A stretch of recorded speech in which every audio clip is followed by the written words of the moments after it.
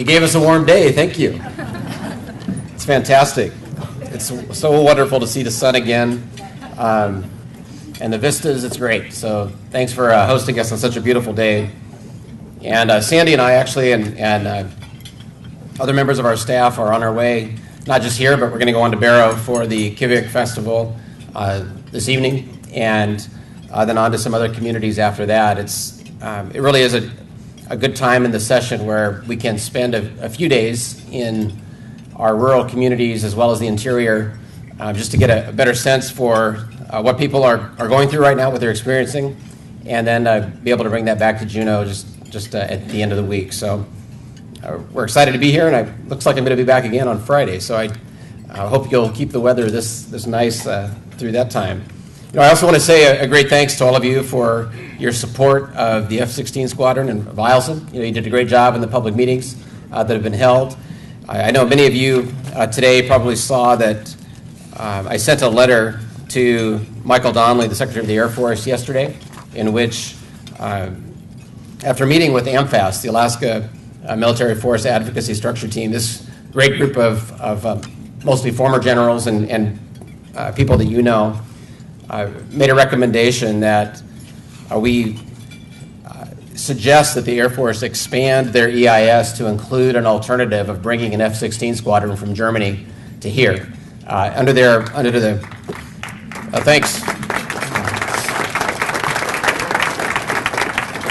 structure proposed by the Air Force, we basically would have one F-16 squadron here and one F-16 squadron left there.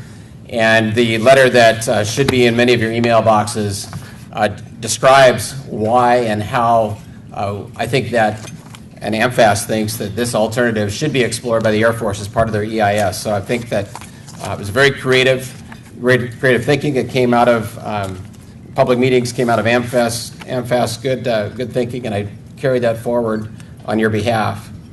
Also want to say thank you for continuing with the Choose Respect marches. This is going to be the 4th year of those marches. I think it's going to be held on March 28. And what I'm seeing around Alaska is that employers are now really moving. I want to urge you to do that too with the Fairbanks rally. That, for instance, employers that I know of in Anchorage and some here too have provided vans or even buses for larger employment settings for their employees to participate at lunchtime. Sends a good message as an employer to your employees that you understand that domestic violence and sexual assault is part of an epidemic in this state that we want to do something about, and that you as an employer care deeply about your employees and want them to be to participate as well, and that you recognize that your employees, just as many of you and your families are impacted or have been impacted. Arctic Winter Games here in 2014, they have embraced the Choose Respect theme as well, and I'm very proud of them for doing that. So they'll be sharing that Alaska theme with the athletes from all across the world who show up here. So let's turn now to the main topic of the day.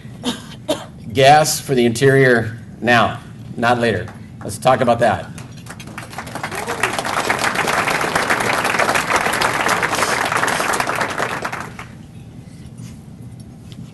That's the goal. How are we going to do it? Through persistent, unrelenting effort. Last March 2012, I convened your interior legislators together in Juneau in my office and said we need to work together and get this done for Fairbanks. Figure a solution out and move forward. April in 2012, I helped get 2 appropriations with legislators totaling $6.75 million for both an engineering study as well as for more distribution analysis.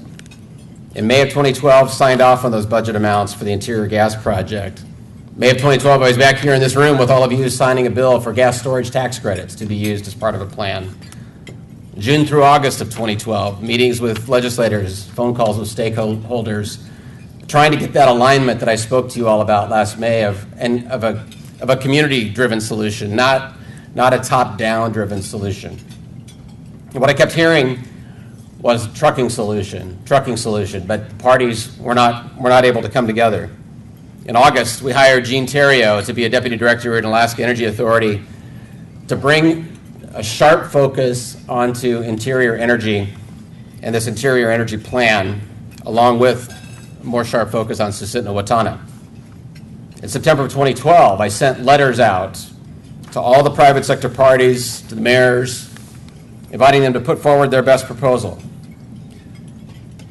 October, November, they came forward, and I met with those stakeholders here in Fairbanks and some as well in Anchorage and Juneau.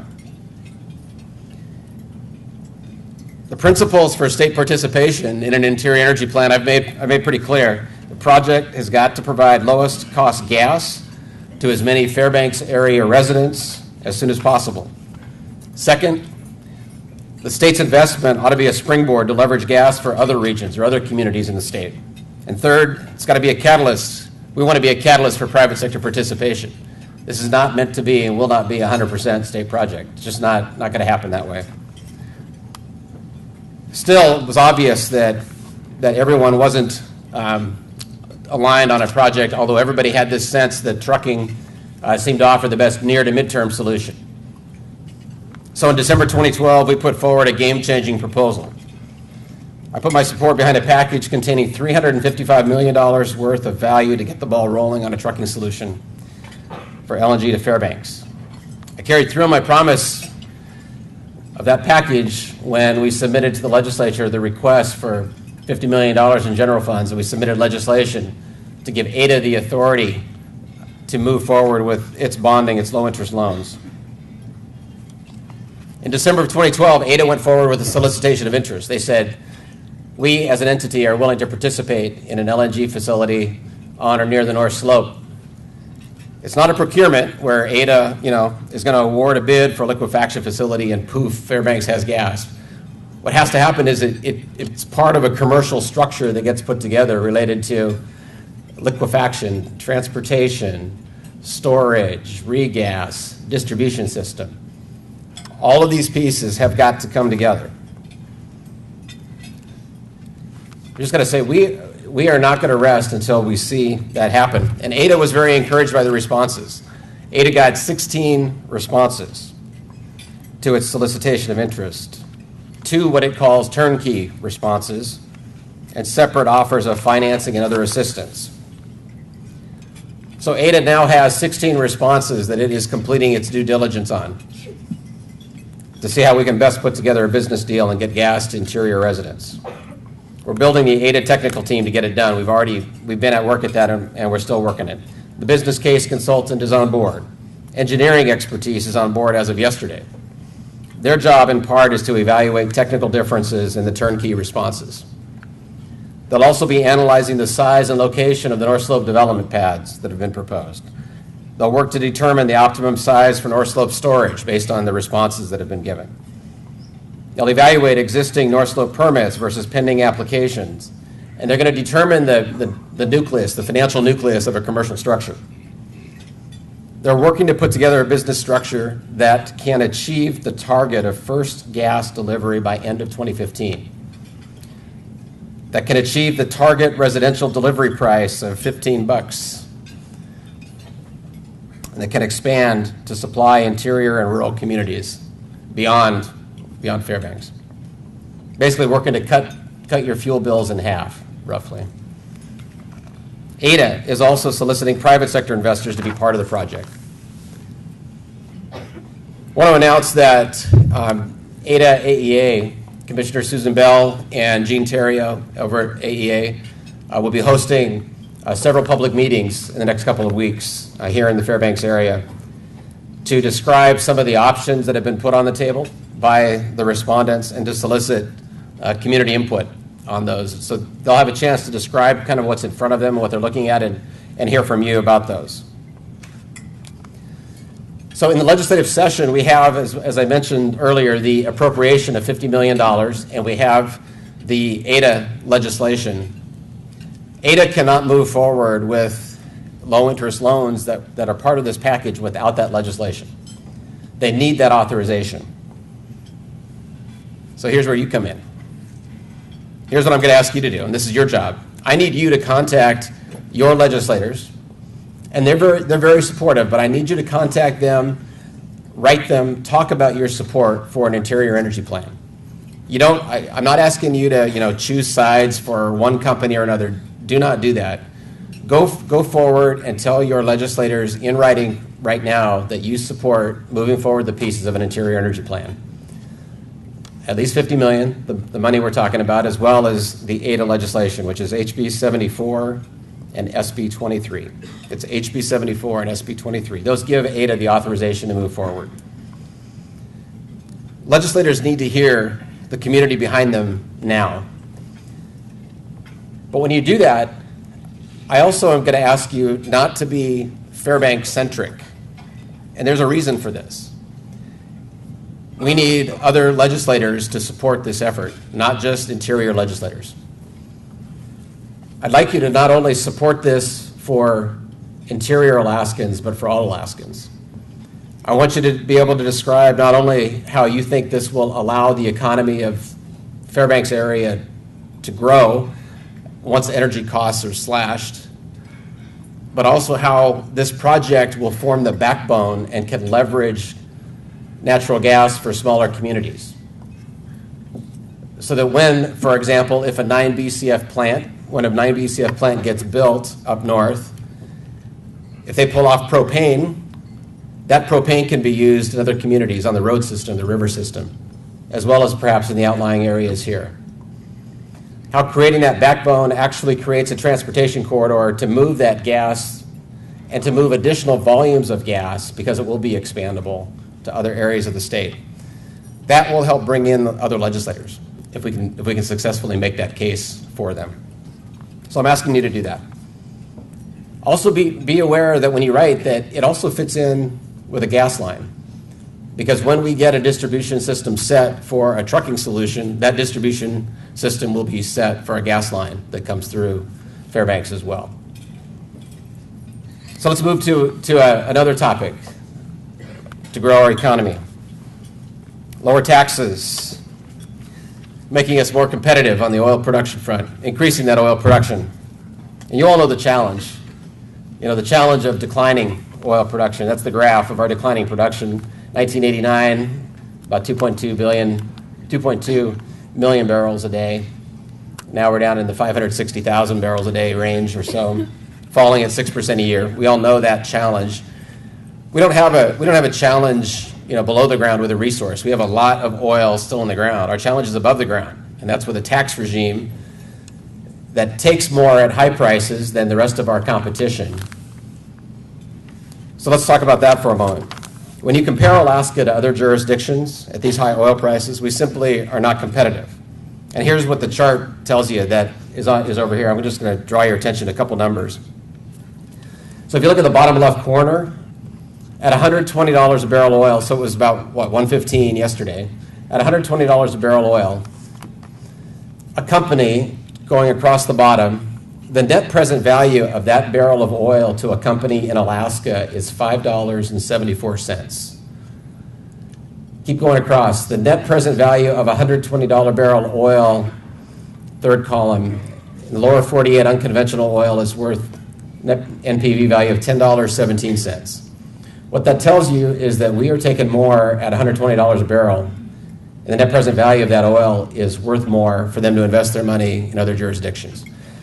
At $100 a barrel in the middle there, same story when you're comparing us to lower 48, and also Norway is the only one there that looks like they're taking more than us. But then if you look at the UK, the net present value of investments there outstrip us.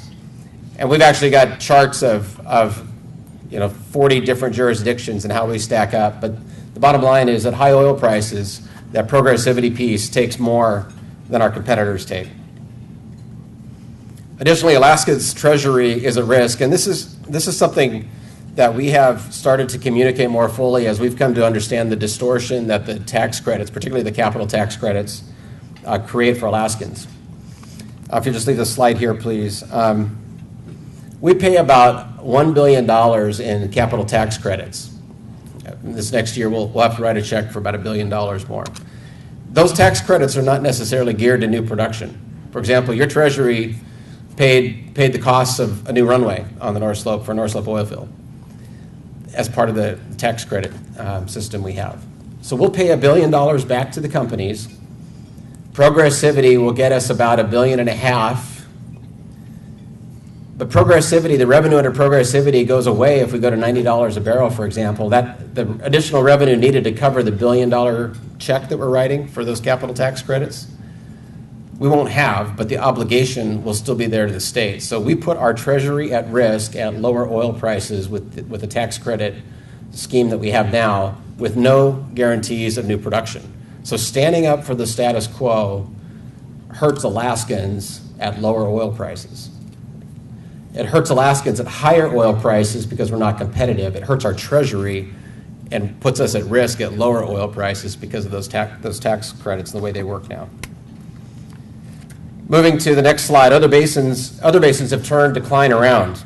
In 2012, North Sea oil tax reforms are said to be spurring 50 billion new British pounds of investment in new development there. Now, my guiding principles for any oil tax change in Alaska, I've set those out as well, and they've been pretty clear. Number one, it's got to be fair to Alaskans.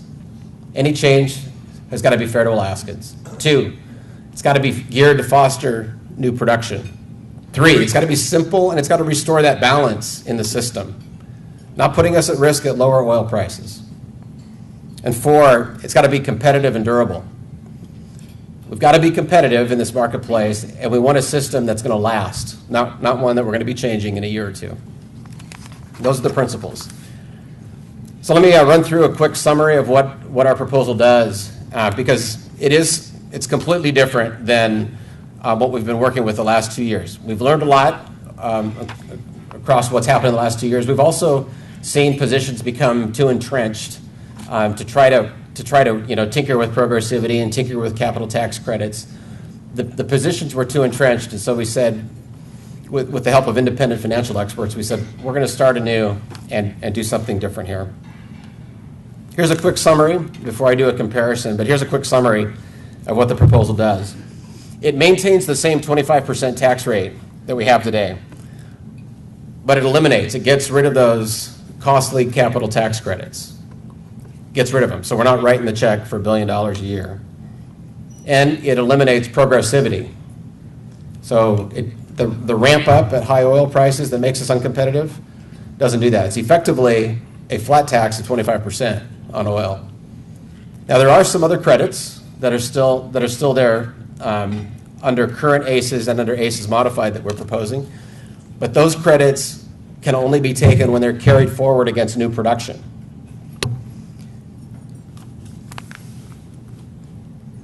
The proposal only applies to the North Slope, so it doesn't affect the Nenana Basin, doesn't affect Cook Inlet. Let's go to the next slide, because here's a handy way of this is a more simplified way. This is more my way of thinking about it. On the left side is current ACEs, 25%, and look at it as three groups: 25% base tax rate, progressivity, and tax credits. Progressivity is a complicated calculation that gets done every month for every company, for every field. Like I said, it brings in approximately $1.5 billion a year. Tax credits cost approximately $1 billion. Now look at the proposal. The proposal really is, in simple terms, get rid of progressivity, get rid of tax credits, 25% tax rate, but there's something called a gross revenue exclusion for new oil. What that means is if you produce new oil, then let's pretend that barrel of oil is worth $100. That gross revenue exclusion would exclude 20% of that value and tax the 25% on the 80% remaining. So we're excluding, the gross revenue exclusion would exclude $20 of a $100 barrel of oil, and then you tax the 25% tax on the rest. Now, what's the impact? The impact, under the fiscal note that was filed with the bill, the impact shows, let me tell you how this gets distorted. The impact shows $900 million less revenue at current oil prices in the first year. But guess what? $400 million of that's the tax credits that we're still obligated from the current system. So it's roughly $400 to $500 million of foregone revenue in the next year. It's about $400 to $500 million in the next year after that, And you can see kind of the progression. But the bottom line is it's going to take us about 3 years to get online significant new production with a competitive tax environment. The issue is that we have savings to get us through now.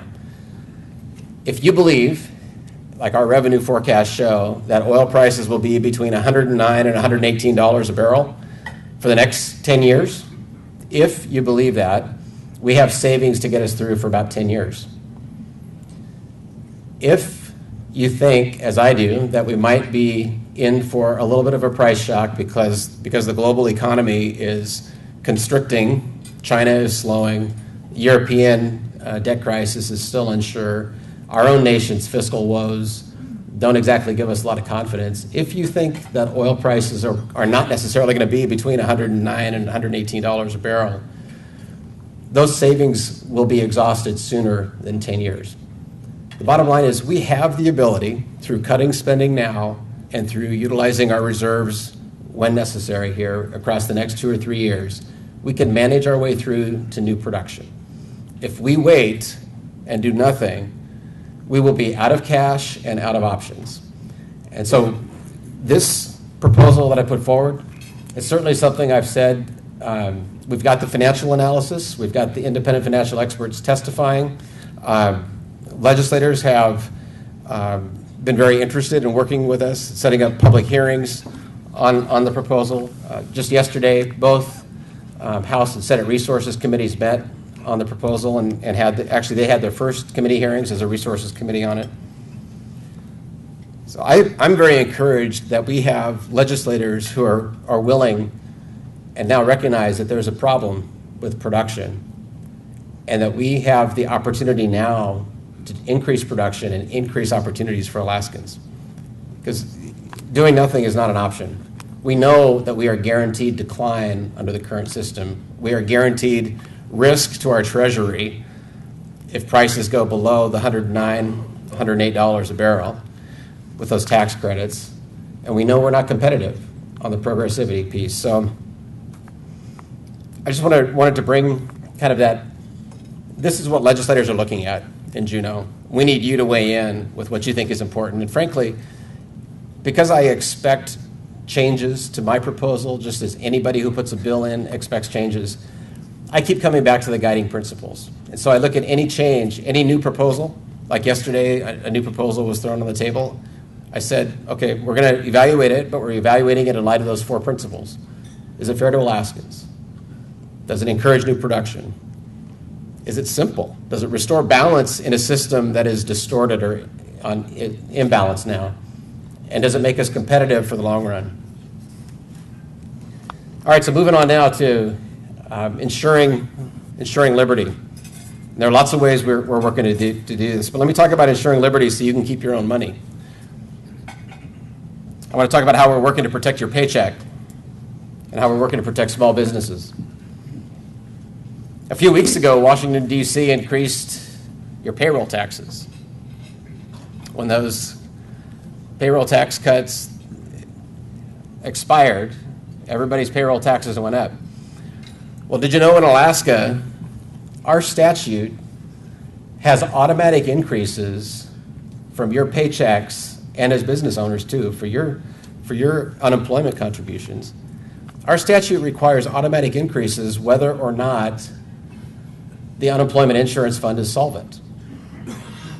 So even when our state's unemployment insurance trust fund has enough money in it to write the checks, to make the checks to the unemployed in our state, the state statute still says automatic increase, we're pulling it out of employees' paychecks and we're pulling it out of businesses for that increase. $20 million increase this past year, automatically, boom, even though the fund was solvent. So I filed legislation to change that. The legislation is all about making sure the fund is solvent, and there's a formula to determine solvency of the fund. And when the fund is solvent, the legislation would give the Department of Labor commissioner the discretion to not increase that contribution coming in. That's something that I want the legislators to take up, because I think that you, as Alaskans, ought to be able to keep the money you earn, not be overtaxed to overfund an unemployment trust fund. I'm going to move on to ensuring liberty through fiscal restraint. You already know I set records for vetoes in 2010 and 2011 in an effort to hold back spending, cutting $300 million in 2010 and $400 million in 2011. This year, we cut back on both capital and operating budgets, and I submitted a budget that was nearly $1 billion less than the current year's spending. I've met with House and Senate leadership regarding setting a spending limit because I want them to set a spending limit with me to manage us through these times.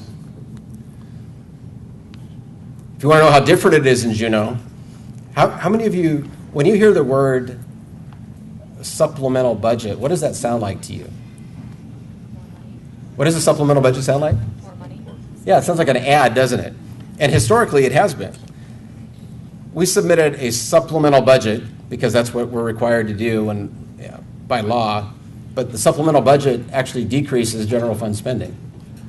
We said, legislature, we have more than enough general funds from state government, from you all, from last year. We're going to give you some back. So we are working in every way to restrain spending. When it comes to ensuring liberty, we're also doing it when we want to ensure liberty from federal overreach. We consistently stand and fight federal overreach. I think about polar bear and critical habitat areas and litigation we won there.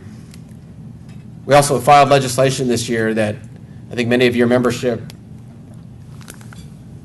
should really cheer. You know, with over 174 million acres classified as wetlands, Alaska's stake in permitting wetlands is huge. 65% of all of America's wetlands are in Alaska. And under the Clean Water Act, the Corps of Engineers permits all dredge and fill activities on wetlands under 404 permits. But the Clean Water Act allows states to assume primacy and to permit those activities, just like we now do with air and just like we now do with water discharges under those NPDES permits. So the legislation that I filed would allow the state, if the legislature authorizes it, would allow us to seek and assume primacy for those 404 permits and allow state permitters to make those local decisions and to be accountable for those decisions, much like we are with air and water discharge. I think that would result in a more streamlined, more timely, and probably more neighborhood relevant and community relevant decision making, and certainly more accountability for Alaska officials to Alaskans who want to use their private property and who want to grow their businesses. And yes, finally, individual liberty related to our firearms freedom. A number of bills are going through the legislature right now. I think about stand your ground legislation, which is moving through, that would say that there's no duty to retreat in the face of deadly force, and that's certainly something that I support. But those are all those issues are percolating in Juneau. The good news is that your legislators are working well together. I just have to tell you, it's been fabulous to see the hard work, the public hearings, the willingness to engage. Many legislators and I have already had one-on-one communication and group communications related to these issues. So I'm very proud to continue to champion interior energy, personal liberty, and I'm very thankful that you all here have representatives and senators as well who cherish those rights of yours and will work with us to grow our economy and to strengthen our families. So thank you. God bless you. Thanks.